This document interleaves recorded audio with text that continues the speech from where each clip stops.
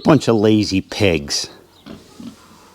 Hi, I'm Pete, and welcome to Just a Few Acres Farm. I have news in the pig breeding, housing, quarters, care department. You see these pigs? These are happy pigs. Yeah, you guys are happy, aren't you? They got food. Whenever they want it, they can come and they can get some food. You, get some food. Don't let me stop you. You can have a scratch. And water, well, they can get that whenever they want to, see? Well, they need some more pretty soon. They can lay around in this nice, dry, deep bedding, dig holes, pile it up, make a nest. See, they have a nice nest right in here. Pigs like to lay in nests. And when they want to go to the bathroom, they just go back over here and they have their designated toilet area, which is right here. See all those light things? Those are pig plops. And they pee over in here and they kind of keep it, you know, away. This pen is 16 feet wide and 36 feet deep. Of course, open on the east side. We always grow our winter pigs in an open, covered area like this because we've grown them out in the snow and it is hard on the pigs and hard on us. We have 8 pigs in here, and that's kind of the magic spot for this size pen because their bedding stays nice and dry. They can dig around in about 2/3 of it, and then they use 1/3 of it for their toilet area.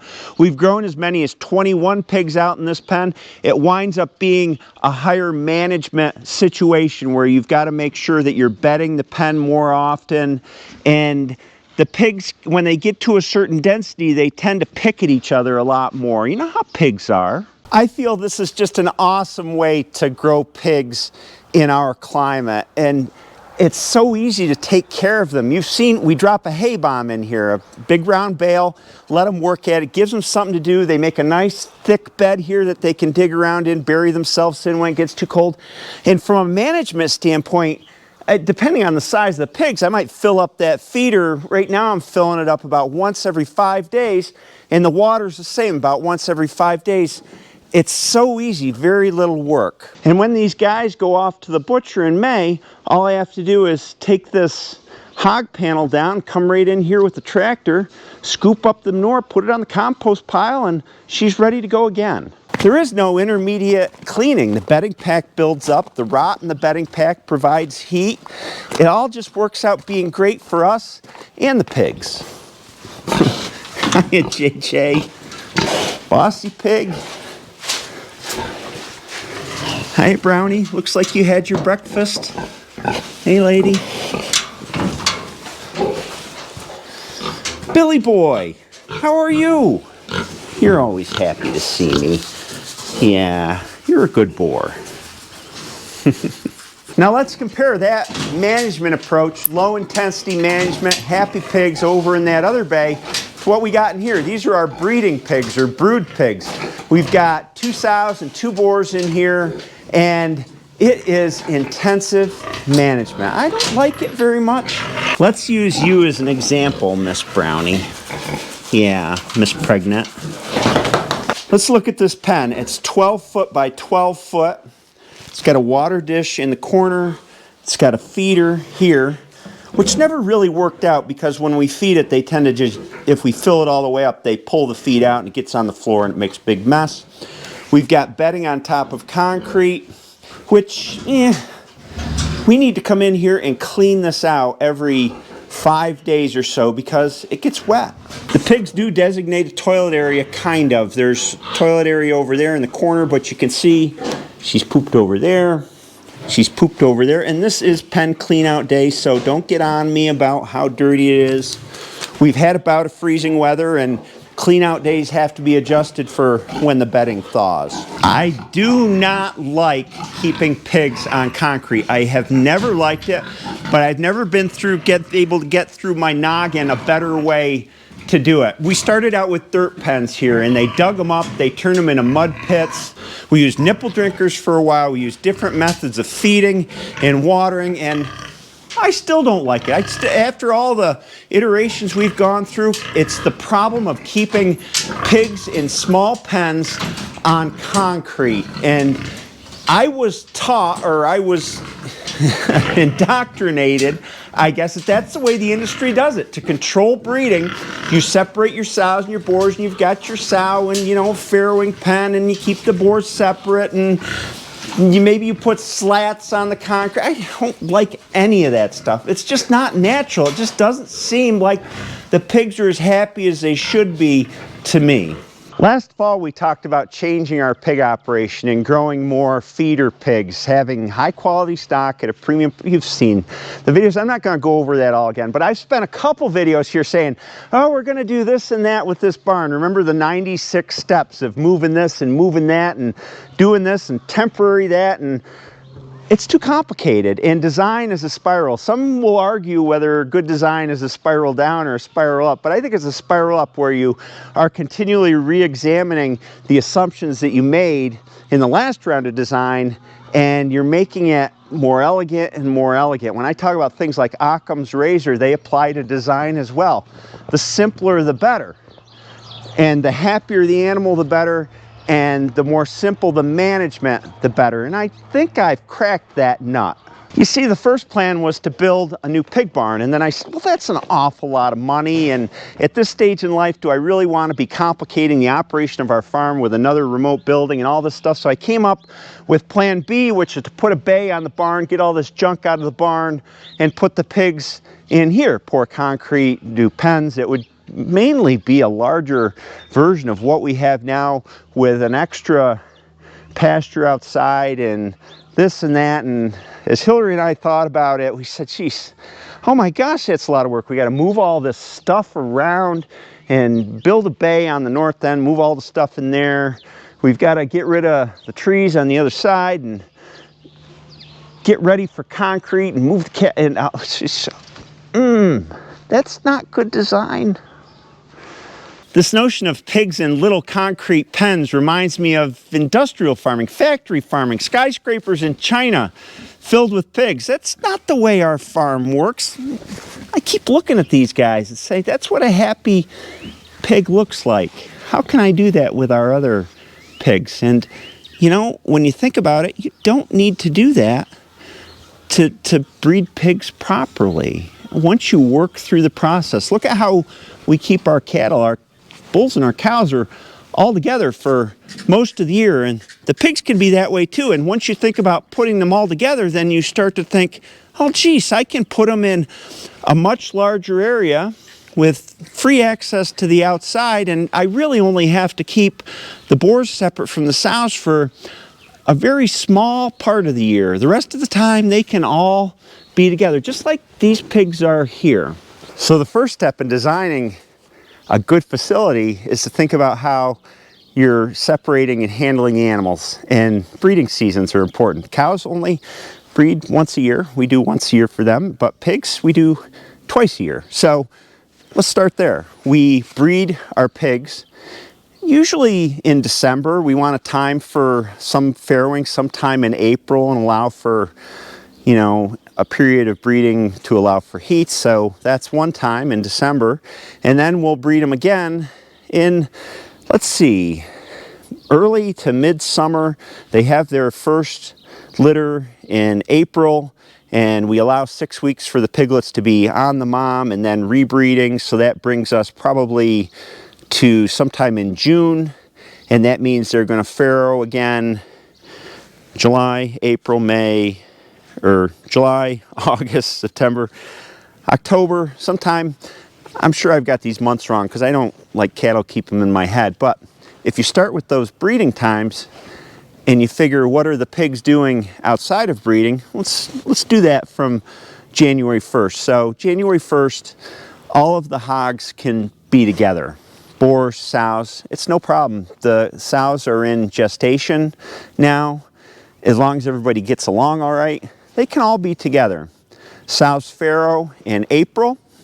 Sows can farrow together, believe it or not. There's such a thing as cohabitating for sows, where I've actually seen that they'll share each other's piglets. It's all about the sows being familiar with each other and having established their social order, which pigs need to do. If you keep them together, they establish their own order, and eventually you have peace. Now if you don't have peace, you need to do something about that, and I'm going to get to that. But they farrow in April, and probably the boars go to another place for a little while the piglets are in with the moms. The piglets are in with the moms for about 6 weeks.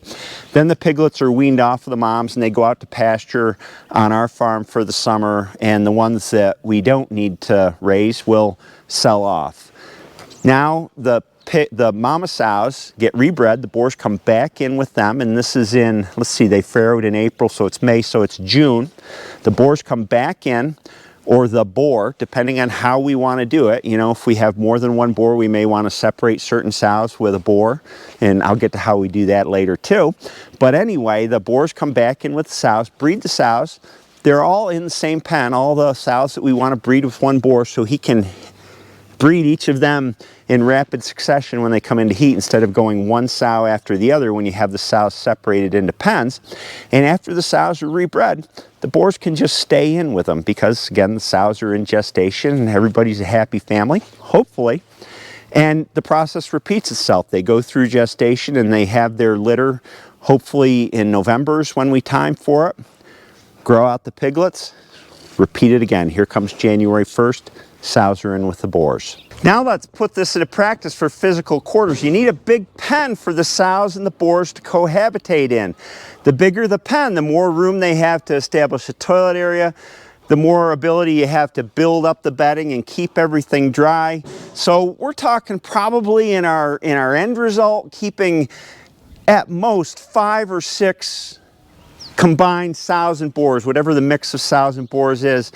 And a bay this size, the same size as the feeder pigs are that we're growing out right now, will provide that much space, and we would keep that pen dirt floor. Now, there's lots of ideas out there for different ways to build the best bedding pack. Korean natural farming has a way of doing it using logs and biochar and wood chips and hay and straw and inoculant, and there's lots of complication that people put into building bedding packs with the thought of getting that decomposition and heat production process going the right way. But in my experience, you don't need to think about that. It's like people that overanalyze compost, how to do home composting.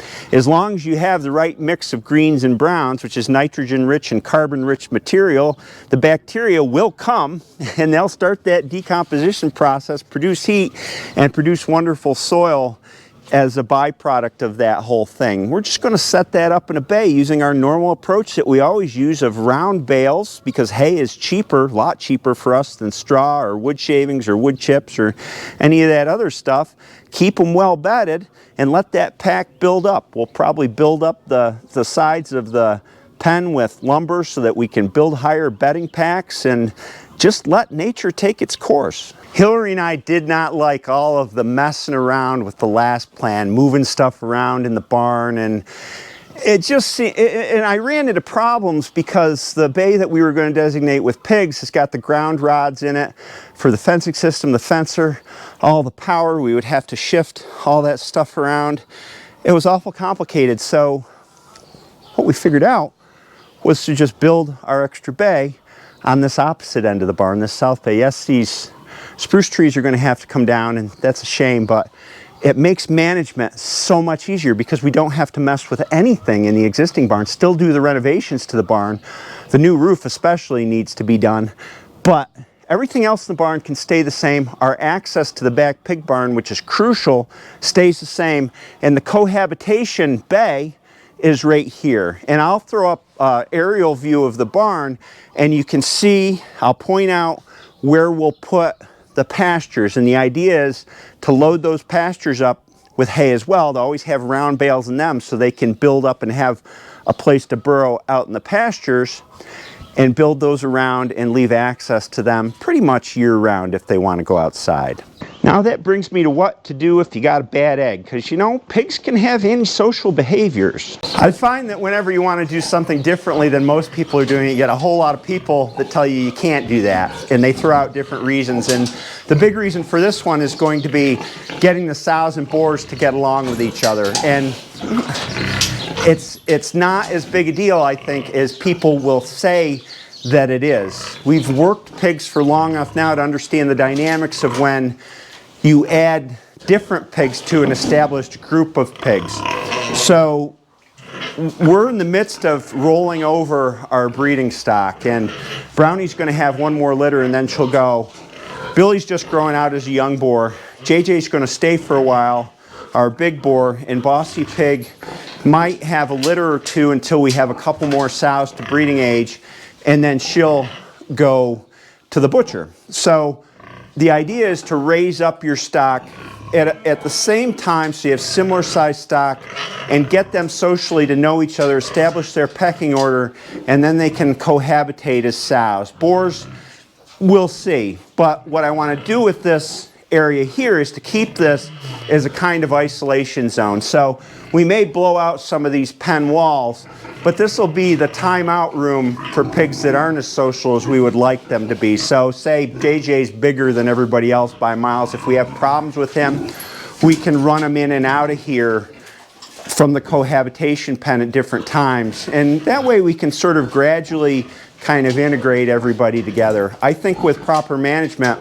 this will work just fine. I've seen it done enough times before on other farms. I see the socialization aspect as being the biggest hurdle in doing this, but that's something that, as long as we have enough varied quarters, we can deal with and get a feel for as we go. But there are so many advantages to this. It just blows me away.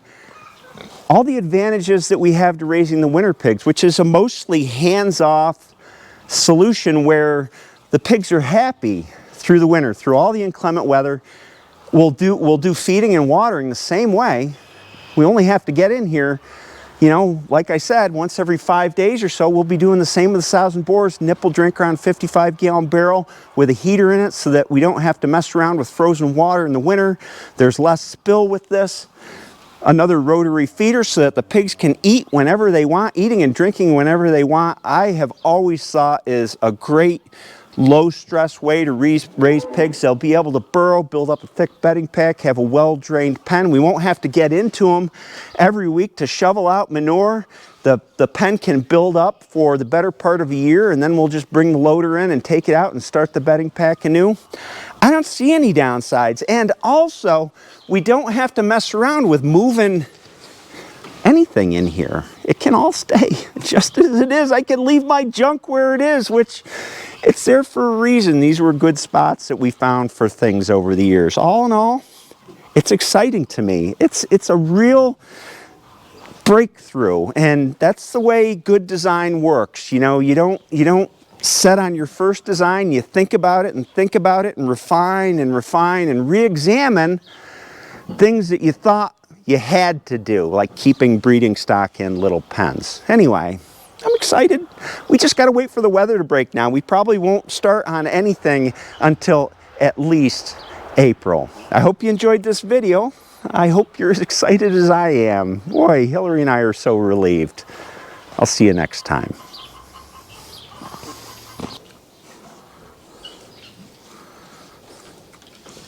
Happy pigs make good pork.